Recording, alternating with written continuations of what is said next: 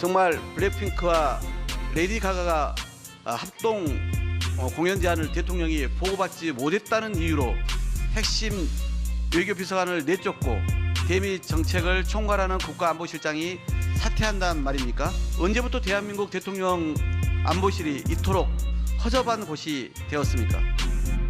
일부 보도된 내용들을 보면은 갈등설이니 뭐니 하는데요. 그렇지가 않습니다. 정확한 사정을 모르면 걱정을 하실 수도 있겠죠. 김성환 실장하고 김태호 차장 간의 갈등설, 알력 다툼 이것만은 정확히 아니단 말씀이세요? 네, 그것은 아닙니다. 절대 반대한다!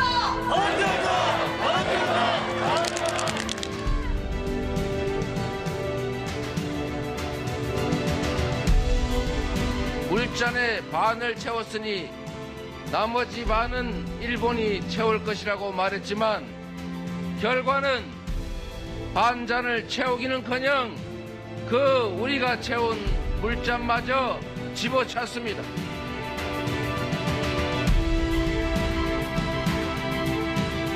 국정조사뿐만 아니라 상임위를 총동원해 청문회를 개최하겠다고 벼르고 있습니다. 이재명 방탄을 위한 물타기형으로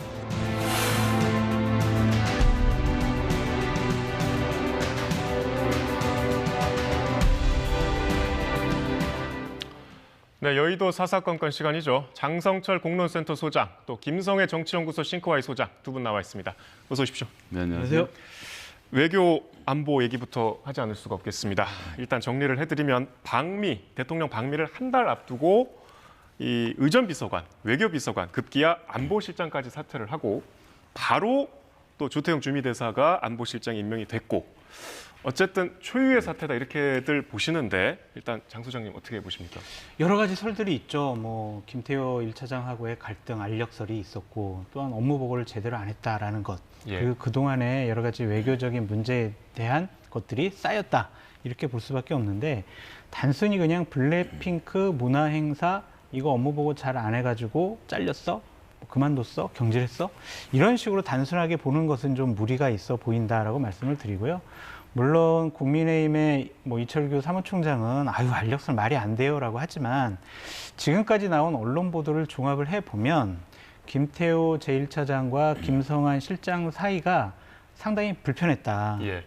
그러한 것이 이번 경질의 중요한 사유가 아니냐 그렇게 추측해 볼 수밖에 없습니다. 김태호 차장의 원인이 있다, 주요한. 그렇게 볼 수밖에 없는 언론 보도가 많이 나왔죠. 예. 그러니까 예를 들면은 오늘 아침 한 언론 보도에 의하면 이제 수요일까지만 해도 화요일 저녁까지만 해도 대통령이 오찬 때 안보실 관계자들 다 모아서 자 열심히 하고 잘 준비해 보자 이런 식으로 정리됐단 말이에요. 그리고 대통령 비서실장도 김성환 실장 그만두는 거죠. 사실 무근이에요. 이런 식으로 해명을 했었단 말입니다. 근데 갑자기 이제 그만두게 됐어요. 그랬는데 그것이 오전에 김태호 제1차장이 김성환 안보실장에 대한 문제 제기를 했다라는 보도가 지금 나왔거든요. 예.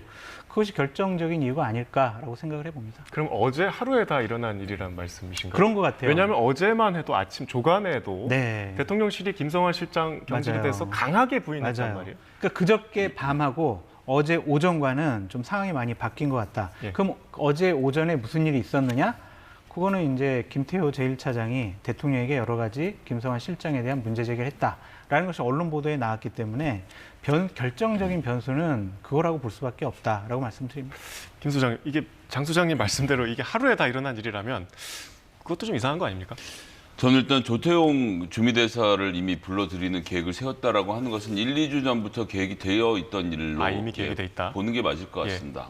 일부 언론들은 그렇게 보도를 했지만 즉 대통령실의 문제를 김성환 실장 개인의 문제로 좀 몰아가기 위해서 무슨 블랙핑크가 등장하고 5번 보고를 안 했니 7번 보고를 안 했니 이런 말들을 하지만 사실 차분하게 보면 이틀 전에 문화일보가 이미 경질까지 갈 것 같다라는 보도를 했거든요. 취재를 해본 결과 이러저러한 이유로 해서 김성환 실장까지의 교체까지 이야기가 나오고 있다는 사실 한번 또 못 박았던 적이 있어요. 그렇게 보면 사퇴를 시키려고 했던 것은 맞는 것 같고 시간에 대해서는 저희가 좀 알 수 없는 상태인데 어쨌든 쭉 보도들을 종합해 보면 이제 김태호 차장 같은 경우는 일본에게 우리가 다 내주고 예. 한 방에 좀 가야 된다라는 입장을 취했던 것이고 대통령도 1월까지 이 문제를 마무리 지어달라고 했는데 김성한 안보실장하고 외교부 라인에서 이 말을 안 들었다는 이야기이고요.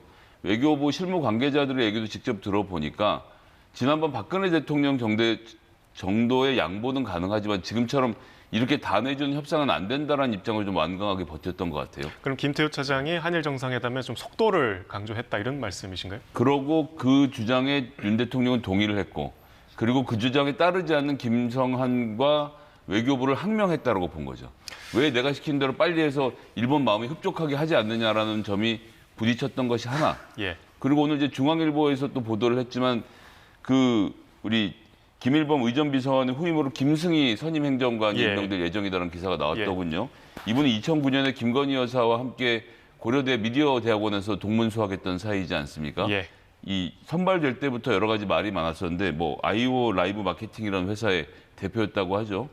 그런데 그런 분이 지금 이런 상황에서 갑자기 또 의전비서관까지 승진이 되는 이런 여러 가지 그림들을 놓고 보면 정상적인 체계와 절차를 통해서 인사가 이루어지고 있는 것은 아니라는 강한 의심이 듭니다. 이 말씀 불편하지 않으십니까? 아니 저러한 반응이 지금 각종 언론에서 분석하는 하나의 흐름이다라고 예. 볼 수밖에 없는 것 같고요.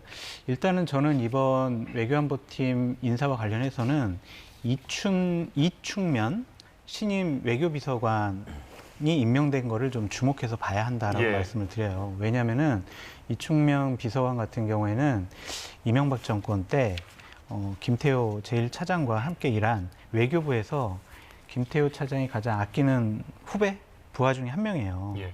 그러니까 그 사람을 이번에 외교비서관으로 임명을 했다라고 하는 것을 보면 안보실의 헤게모니가 일단은 김태호 차장한테 넘어갔다. 그렇게 볼 수밖에 없는 상황이거든요. 예. 그리고 신임 지금 주미대사로 내정된 조현동 차관 같은 경우도 이명박 정권 때 김태호 차장과 같이 청와대에서 근무했어요. 그러니까 주미대사 그리고 외교비서관 이 사람들이 김태호 차장과의 인연이 있단 말이에요. 그러면 헤게모니는 주도권은 일단 김태호 차장한테 넘어갔다라고 볼 수밖에 없죠. 그럼 두 분의 말씀을 종합하면은 보도가 많이 된 블랙핑크 공연은 사실은 별 관계가 없는 거네요. 하나의 중요한 계기가 될 수는 있겠죠. 예. 근데 하지만 그 안보실장이 단순히 그냥 어떤 국빈 방문, 뭐 미국과의 뭐 대담, 환담 이것만 준비하는 자리가 아니잖아요. 예. 외교도 하고 안보도 한단 말이에요. 그런 중요한 자리를 어떤 블랙핑크 문화 공연 이거 제때 보고 안 했어? 그러니까 너 잘러 이런 식으로 하는 것도 상당히 웃기다. 그러니까 다른 여러 가지 복합적인 이유가 있다라고 봐야 한다라고 말씀드립니다. 이런 파격적인 문화 행사를 보고를 7번이나 누락했다는 것도 좀 납득이 안 간다 이런 시선도 있습니다. 어떻게 보십니까? 그 과정이 어떻게 됐는지에 대해서 알 수 없고 안보실장이 이런 공연을 하지 않는 게 좋겠다라고 판단했으면 누락했을 수도 있고요. 거기에 대한 논의를 서로 벌이는 과정이었을 수도 있기 예. 때문에 뭐 블랙핑크든 BTS든 이 문제를 가지고 경질이 된다는 것 자체는 있을 수 없는 일이죠. 지역적인 문제다. 그러니까 그 문화 공연 같은 경우에는 전통 외교부 관료들은 이전 정권 때 이러한 것들을 해보니까 여러 가지 문제점이 있었다는 예. 거예요. 어떠한 뭐 일정 스케줄을 잡는 것, 그리고 문화 공연을 했을 때 어떤 효과가 있었느냐, 그리고 이 문화 공연을 했을 때 그 팀들과 계약 관계 때문에 상당히 좀 문제가 많았다고 그러더라고요. 예. 그래서 우리가 지금 미국과의 회담에서 해결해야 될 뭐 반도체 문제, IRA 문제, 현대자동차 문제 이런 것들이 있는데 이 문화 공연이 주목을 받고 중심된 하나의 환담 일정으로 드러나고 아니면 이걸 조율하는 것 자체가 조금 멋득지 않았던 것 같아요. 예, 뭐 어쨌든 요 사안에 대해서는 두 분이 별 이견이 없으신 것 같은데요. 이 일련의 사태에 대해서 여야에서도 우려의 목소리가 나오고 또 오늘 신임 조태용 국가안보실장의 각오도 나왔습니다. 한번 보시겠습니다. 저는 이 문제 특히 이 정도 라인들을 교체할 때는 적어도 저는 노선 갈등이 없지 않고서는 지금 후폭풍이 만만치 않지 않습니까? 일본 측에서 언론 플레이하는 것도 굉장히 모욕적인 데다가 결례고요. 외교적 갈래를 벗어난 일들이 계속 벌어지고 있는데 뒤치다거리는 전부 외교부가 하고 있거든요. 그런 측면에서 본다면 불만이 쌓일 수 있고 저는 저것이 안보실 내의 외교 라인과 비외교부 라인의 갈등으로 이어진 것으로 저는 그렇게 보고 있습니다.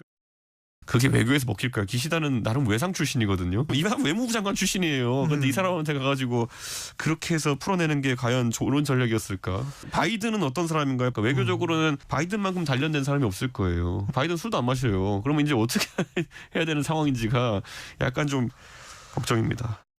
지난 11개월 동안에 윤석열 정부의 국정 목표인 글로벌 중추국가 건설을 위해서 주춧돌을 잘 놨다고 생각을 합니다.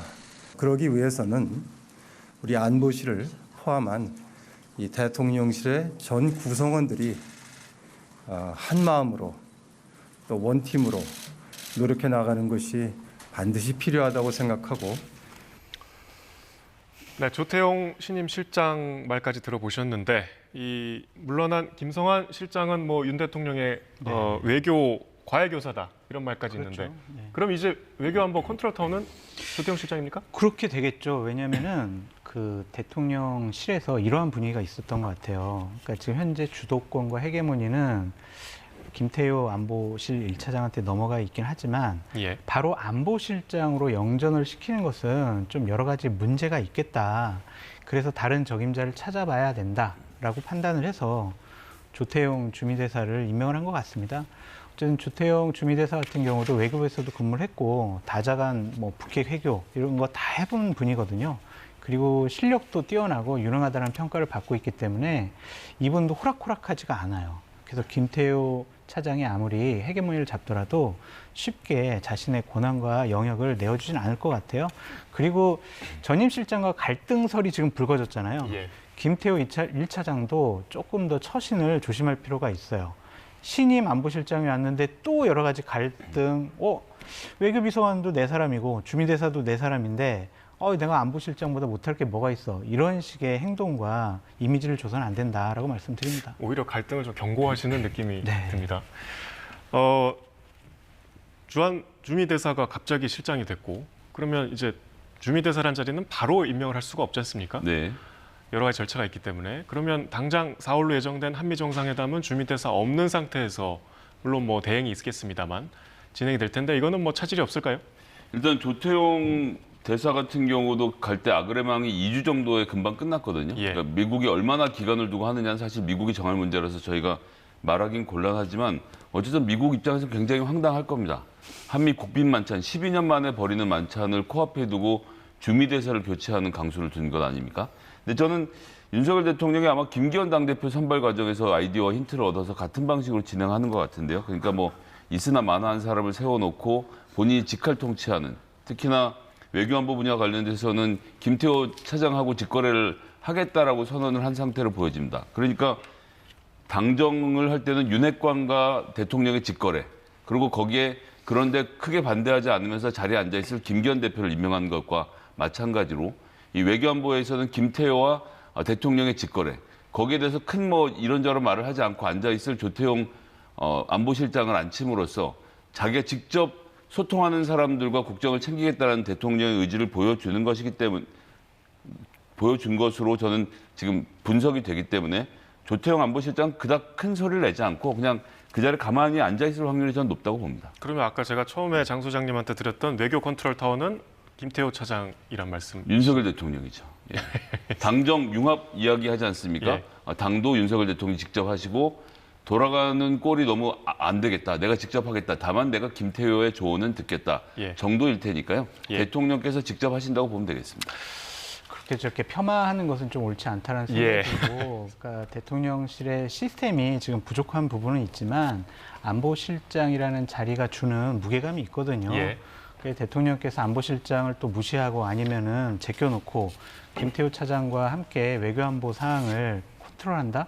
이것은 좀 무리가 있는 해석이 아니냐라는 정말 생각이 죄송한데 지금 김성한 실장을 제껴놓고 무시하고 일을 진행하다 결국 내보낸 거 아닙니까? 지금까지도 안보실장이 무시당했는데 새 안보실장이 실권을 가지게 될 가능성은 전 별로 없다고 봅니다. 전임 실장 시절에 있었던 여러 가지 잘못된 것들을 고쳐서 어쨌든 제대로 시스템적인 전임 실장이 대통령과 아주 가깝다고 알려져 있으니까요. 그렇죠. 이렇게 말씀하신 것 같습니다. 네. 아니 근데 교사니까요. 교사는 자기보다 위에 사람 아닙니까? 내보내고 본인이 컨트롤하기 더 좋은 사람 바꾸는 거겠죠. 어쨌든 이제 어느 정권이나 이제 외교 안보 쪽에서는요. 노선 갈등이 있을 수밖에 없어요. 예. 그러니까 김성환 안보실장 같은 경우에는 비둘기파고 김태호 1차장은 좀 맵하다. 이렇게 강경한 그런 스타일이다. 여기에서 김태호 실장 손을 들어줬다.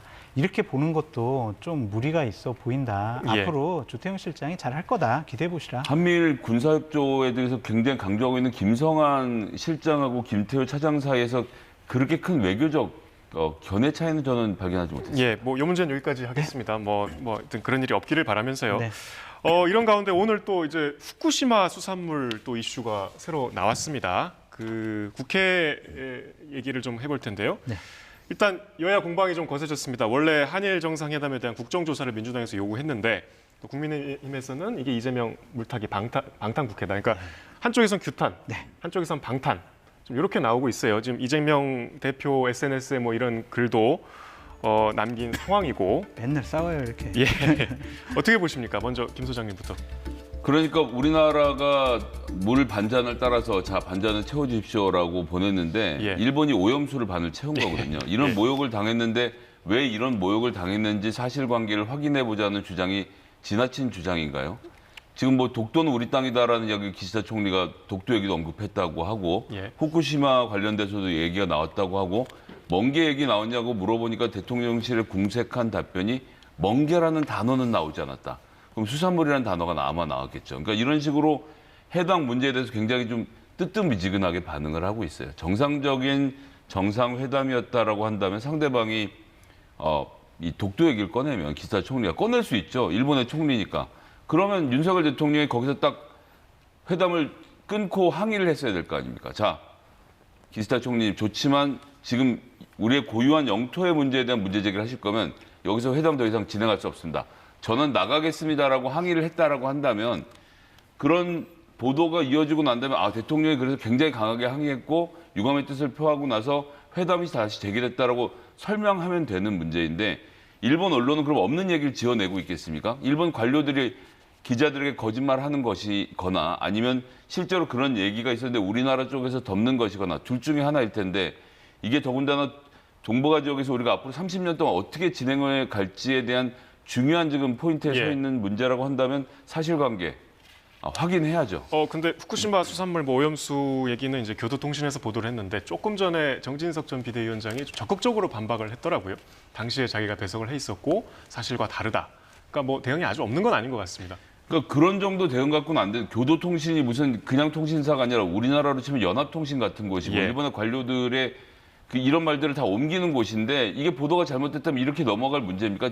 당국에 직접 항의라든가 외무상 쪽에 뭔가 조치를 취해야 되는데 우리나라에서 우리나라 사람들한테 설명하면 끝나나요? 지금 이야기를 듣고 있는 일본의 사람들에게는 우리가 어떻게 해명할 건가요? 저는 답답합니다. 알겠습니다. 그 민주당의 국정조사 요구에 대해서 지금 뭐 내용을 저희가 보여드릴 텐데요.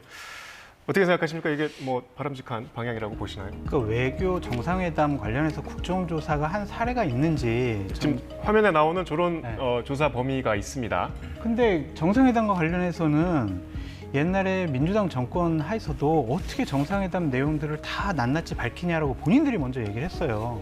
그리고 국정조사가 이루어진 적이 없기 때문에 저거는 무리한 요구인 것 같다는 좀 생각이 들고 야당이 물론 역할을 해야 되니까 저러한 조사 제대로 진실을 밝혀라 할 수는 있거든요. 그러면은 저는 각 상임위별 합동 청문회 같은 거 했으면 좋겠어요. 그래서 장관들 다 모아놓고 또한 대통령실 관계자 불러서 어떠한 일이 있었는지 공식적으로 물어보고 공식적인 답변을 좀 이끌어냈으면 좋겠다라는 생각이 들고 저는 김성애 소장님 말씀에 상당히 좀 이의를 제기하고 싶은 게 김성애 소장님은 친일파입니까? 네? 전 지인하고 어떻게 일본 굉장히 좋아합니다. 교토통신, NHK, 일본의 관방상, 외무상 이런 사람들의 말을 믿고 윤석열 대통령과 대통령실, 박진 외교부 장관의 말은 왜 못 믿습니까? 독도 얘기 안 나왔다고 했잖아요. 근데 무슨 독도 얘기 나왔으면 자리를 박차고 나라 이런 식의 얘기를 하는 것은 가정을 전제로 해서 대통령의 정상회담을 폄하하려는 의도가 있는 거 아닙니까? 저는 솔직히 정진석 의원의 말은 못 믿겠지만 대통령실과 다른 못 믿으시겠다고요? 공직자들의 말은 좀 믿어줘야 되는 것이 일본 언론을 지나치게 패널을 TV에 출연시키지 말라고 공문보냈던 그 정진석 비대위원장을 소장님 같은 경우 장 소장님을 기억은 잘 안 나는데 부분에 대해서 근데 기본적으로 우리나라 대통령실의 해명과 대통령의 말, 외교부 장관의 공식적인 해명을 믿는 것이 맞다. 근데 그러니까 우리나라 국민에게 해명하지 말고 일본에 항의하라고. 일본에 항의를 안 하니까 저희가 문제를 삼는 거 그게 아니죠? 어쨌든 정확한 오늘 포인트세요. 그 보도에 대해서는 대통령실에서 뭐 국민 건강과 안전이 최우선이다 이렇게 해명은 했습니다. 근데 대통령실의 이러한 해명도 좀 그 핀트가 좀 어긋난 부분은 있어요. 왜냐하면 지금 뭐 해명이 자세한 내용이 나오고 있는데 네. 이게 좀 약간 어긋나는 부분이 있단 말씀이시죠? 그러니까 일본에서 교토통신에서 나온 것은 예. 오염된 해양수 방류 문제와 관련해서인데 지금 대통령실의 해명은 후쿠시마 수산물 수입 절대로 안 해. 국민의 건강과 안전 때문에 이런 식으로 좀 다른 얘기를 하고 있거든요. 그래서 문제가 제기되는 부분에 대해서 명확하게 포인트를 정해서 깔끔하고 깨끗하게 해명을 해야지. 안 그러면은 또 김성애 소장님 같은 분이 나와가지고 이거 봐라 잘못됐다라고 하면은 저희 같으면 할 말이 없어요. 후쿠시마 주변에 16개 현도 같이 묶여 있는데 그 얘기 안 하고 후쿠시마 현에 대한 이야기만 하는 것 자체가 벌써 이상한 이야기고요. 오염수 얘기하고 있는데 수산물 얘기하는 것도 그러니까. 예, 굉장히 이상한 얘기를 하는 맞아요. 겁니다. 그러니까 전반적으로 해명을 하면 되는데 안 하고 단어 싸움을 자꾸 하려고 드니까 문제가 생기는 그러니까 거죠. 일본이 나쁜 거예요. 대통령은 대국적인 결단을 했는데 일본은 자꾸 저렇게 뒷얘기 슬슬 흘리면서 그 대통령을 곤란해하고 또한 대한민국 국민들이 원하는 얘기를 안 하잖아요. 그러니까 일본이 나쁘다고 우리가 먼저 판단을 해야지 대통령실의 잘못만 먼저 지적하는 것도. 네, 뭐 그게 좀- 일본 언론의 보도였으니까요. 네. 예. 아니, 일본은 말씀을 하시니까. 나쁘지만 네. 한국은 무능한 거 아닙니까? 그럼 국민의 손해는 대한민국 국민들이 보고 있는데 일본이 우리나라에 나쁜 짓 해서 본인 국가의 국민들에게 이득이 된다면 그게 외교 근데 아니겠습니까? 어쨌든 아니래잖아요. 아니라는데 뭐 자꾸 이렇게 기라고 하세요. 예, 어쨌든 지금 대통령 지지율이 나왔는데요. 네. 어쨌든 한일 회담에 좀 여파가 있는 것 같습니다. 지지율 추이를 보면요, 부정평가가 압도적으로 높아졌고요. 긍정평가도 2% 포인트 정도 하락을 했습니다. 또 주 52시간 근로제와 관련한 응답도 필요하지 않다가 절반 이상이 나왔고, 뭐 아까 말씀드린 한일 정상회담 평가도 부정평가가 60% 정도로 나왔습니다. 조사 기호부터 먼저 말씀드리겠습니다. 지금 소개해드린 조사는 엠브레인 퍼블릭, 케이스트렌 리서치, 코리아 리서치, 한국 리서치가 지난 27일부터 어제까지 18세 이상 남녀 1,001명을 대상으로 진행을 했습니다. 자세한 내용은 중앙선거여론조사심의위원회 홈페이지를 참조하시면 되겠습니다. 자, 대통령 지지율, 김 소장님부터 말씀 주시죠. 그러니까 지난번에 일본의 자민당 부총재가 11월에 한국을 찾았을 때 예. 아소다로 부총재가 찾았을 때 기시다 총리에게 그렇게 전해달라고 했다고 하죠. 지지율이 10%로 떨어지는 한이 있더라도 한일 관계 개선하겠다. 뭐 대통령의 뜻대로 되고 있는 거네요. 근데 일본이 흡족해하는 가운데 우리 국민들의 지지는 어떻게 할 것인지, 게다가 우리 국민의 반대라는 것이 사실은 외교에서는 가장 큰 지렛대인데 예. 이런 지렛대를 왜 사용하지 않고 떠안으시는 건지도 전혀 이해가 되지 않고요. 국민들의 이야기를 듣겠다라고 하다가 요즘은 MZ세대 얘기를 듣겠다고 하면서 실제로 이렇게 거대한 반대 여론이 일고 있는데, 그거는 잘 몰라서 하는 거니 내가 알아서 하겠다라는 대통령의 태도, 지지율이 더 내려가기만 할 텐데요. 제가 걱정되는 것은 이렇게까지 지지율이 떨어지면 사실 대통령이 중도층을 설득하고 싶은 의욕이 사라집니다. 그렇게 되다 보면 극우 세력과 자꾸 더 놀게 되고요. 이렇게 되면 한미일 간의 공조를 튼튼히 하고 북한은 군사적으로 공격하면 남북 문제를 해결할 수 있다는 이런 식으로 자꾸 빠져들게 되는데, 대통령이 좀 중도층을 바라볼 수 있을 만큼은 지지율이 좀 올랐으면 좋겠는데, 이런 상황에서 대통령이 실망하지 마시고 우익의 손을 잡지 마시고 중도를 향한 눈을 멈추지 않아 주셨으면 좋겠습니다. MZ 얘기는 나중에 하고요. 극우 얘기까지 하셨습니다, 김 소장님. 그러니까 이러한 지지율 흐름이 하락 추세다라는 것도 예. 참 중요하지만 예. 저희가 세부 내역을 살펴보면 대통령보다 국민의힘이 정말 큰일 났어요. 그러니까 이런 부정평가가 대구, 경북을 제외하고 부산, 울산, 부울경도 지금 부정평가가 더 높아요. 대구, 경북만 대통령 잘하고 있어요가 더 높지, 다른 전 지역은요 부정평가가 훨씬 높다니까요. 그리고 연령층을 봐서도 60대 이상만 긍정평가가 높고요, 60대 이하는요 부정평가가 너무 높아요. 더욱더 암울한 거는 중도층에서 대통령에 대한 부정평가가 72%입니다. 그러면 국민의힘은 지금 내년 총선을 대통령의 얼굴로 치르겠다, 대통령의 국정운영 성과로 치르겠다, 이런 식의 다짐을 하고 있잖아요. 이렇게 대구, 경북 제외한 전 지역, 이러한 연령층에서 이러한 평가를 받고 있으면요, 내년 총선 국민의힘 치를 수가 없어요. 뭐 같은 걱정을 하고 계신 것 네, 같습니다. 저는 예. 그래서 국민의힘이 더 큰일 났다라고 보여지고 김기현 당대표가 출범한 지 한 달도 안 됐는데 예. 이런 식의 국민적 평가를 받는다라는 것은 앞으로가 더 큰 문제다. 큰일 났다. 알겠습니다. 국회 상황 좀 짧게 여쭤보겠습니다. 지금 현안이 많고 또 굵직한 법안이 굉장히 많이 올라와 있습니다. 방송법도 있고요, 간호법도 있고, 양곡관리법도 있고요. 또 아까 말씀드린 뭐 특검, 또 국정조사, 이 쉽지 않은 상황입니다. 어떻게 전망하실까요? 외교가 이 지경인데 대통령 지금까지 1년 넘게 동안 야당을 단 한 차례도 만나지 않고 있습니다. 예. 그건 내 문제가 아니다라고까지 생각하시는 것 같아요. 그깟 법안 통과되면 내가 거부권 행사하면 되지라고 생각하시는 것 같습니다. 제가 뭐 협치를 바라는 것도 아니고 대화는 기본적으로 물꼬를 터야 되는데 윤석열 대통령과 똑같이 생각하는 당 지도부가 들어와서 나는 모르겠다라고 하고 있는데 이분들 여당이거든요. 야당을 설득해서 민생을 해결해야 될 과제를 갖고 있는 분들인데 대통령 마냥으로 야당을 완전히 무시하고 과연 할 수 있는 일이 있을지 걱정이 됩니다. 장소장 짧게요. 강대강 대치, 폭주 기관차의 부딪힘 이거 계속 내년 총선까지 그냥 갈등과 혼란, 분란만 있을 수밖에 없어요. 부정적으로 여야 간의 보시는 대화 타협 조정은 불가능하다라고 말씀드립니다. 자, 이번에 국민의힘 얘기 좀 해보겠습니다. 김재원 최고위원이 요새 많이 언론에 오르내리고 있습니다. 오늘 최고위원회의에서 과거 발언에 대해서 좀 공개 사과가 있었는데 일단 그 내용부터 보시고 말씀 나누겠습니다. 최근 저의 발언으로 국민 여러분들께 많은 심려를 끼치고 당에도 큰 부담을 안겨드린 점 진심으로 반성하고 있습니다. 앞으로 더 이상 이런 일이 없도록 자중하겠습니다. 앞으로 전자도 꺼내지 않겠습니다. 앞으로 그런 언행이 더 이상 반복되지 않도록 유심히 지켜볼 것입니다. 네, 장 소장님, 저 김기현 대표 말씀은 징계는 일단 없다는 거죠? 제가 윤리 관계자에게 물어봤더니 예. 윤리 열 계획이 없대요. 아예 계획이 없대요. 없다. 전혀 계획이 없다는 거 보니까 예. 그냥 저걸로 끝내는 것 같아요. 더 큰 문제라고 전 봐요. 그러니까 김재원 최고위원이 저렇게 반성하겠습니다, 자중하겠습니다 이런 얘기한 게요. 어떠한 본인이 실수한 다음에 계속 저런 얘기를 반복적으로 하거든요. 그런데 당에서는 아무런 조치를 취하지 않아요. 그러면은 또 저런 것이 습관적으로 나올 가능성이 높아요. 김기현 대표 체제가 참 김재원 최고위원 때문에 상당히 곤란하고 어려워졌다. 제가 봤을 땐 지지율 5% 이상 깎아먹었거든요. 그런 사람을 징계 안 하고 저렇게 그냥 그래요, 한번 더 지켜볼게요, 이렇게 용서해 주는 것이 과연 맞는 것이냐. 예. 저는 김기현 대표가 다시 판단을 하셔라. 그리고 김재원 최고위원한테는 좀 조언 드리고 싶은 게 정치랑 안 맞는 것 같아요. 아, 김재원 최고위원이요? 네. 그래서 정치를 안 하시는 게 본인에게 좋지 않을까라는 생각이 들어요. 수석 최고위원이신데. 아니 근데 정치는요, 국민을 대변하고 예. 국민의 어려운 삶을 살피고 그리고 국민을 위해서 정치해야 되잖아요. 근데 본인은 얘기했잖아요. 정광훈 목사 100% 최고위원회 가지고 그 의견 실현시켜 드릴게요. 정광훈 목사를 대변하려면 왜 집권당의 최고위원을 왜 해요? 아니 좀 국민의힘에서 더 강도 높게 비판을 하고 계신데 당장 잘못된 행위죠.